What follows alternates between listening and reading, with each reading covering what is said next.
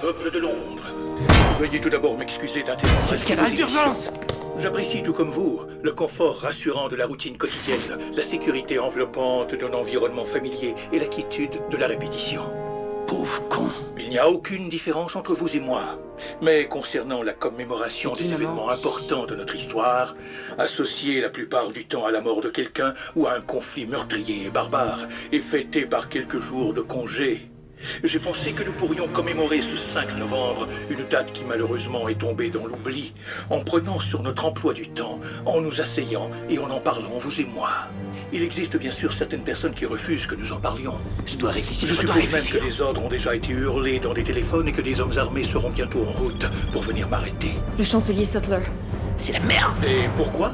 Parce que si nos dirigeants communiquent avec nous par des volées de coups de matraque, ils savent que les mots sont des armes bien plus redoutables. Les mots nous donnent l'accès à la compréhension et à ceux à qui ils sont adressés à l'établissement de la vérité. Et la vérité, comme vous le savez, n'est pas l'apanage de notre gouvernement actuel. Monsieur, vous vouliez un studio à l'épreuve des balles et qui puisse couvrir la totalité de la ville. Cruauté et injustice, intolérance et oppression. Alors que vous aviez le droit de vous exprimer avec une totale liberté de parole et de pensée, aujourd'hui, le pouvoir vous surveille nuit et jour, contraignant votre conformisme et sollicitant votre soumission. Il nous faut des caméras. Comment en sommes-nous arrivés là? À qui la faute? Il y en a bien certains qui sont plus responsables que d'autres, et ceux-là devront rendre des comptes. Mais pour être honnête, si vous cherchez les coupables, regardez-vous dans un miroir. Je connais vos raisons. Je sais que vous aviez peur, c'est légitime. La guerre, la terreur, la maladie. Devant une telle myriade de problèmes, la raison se fait rapidement altérer et nous perdons vite tout sens commun. La peur a guidé vos actions et dans votre détresse, vous vous êtes tourné vers le grand chancelier Adam Sutler. Il vous a promis l'ordre, il vous a promis la paix.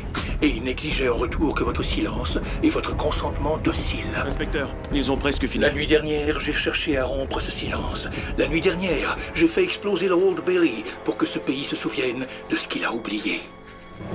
Il y a plus de 400 ans, un citoyen remarquable a voulu graver à jamais la date du 5 novembre dans nos mémoires. Son intention était de rappeler au monde que l'équité, la justice et la liberté n'étaient pas que des mots, mais les pierres angulaires d'une société.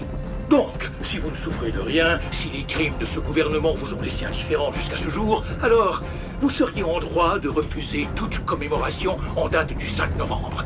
Mais si, par contre, vous voyez ce que je vois, si vous ressentez ce que je ressens, et si vous désirez ce que je désire, alors je vous demande de vous joindre à moi dans un an jour pour jour devant les portes du Parlement. Et alors, tous ensemble, nous leur ferons vivre un 5 novembre que ni le monde ni eux ne pourront oublier.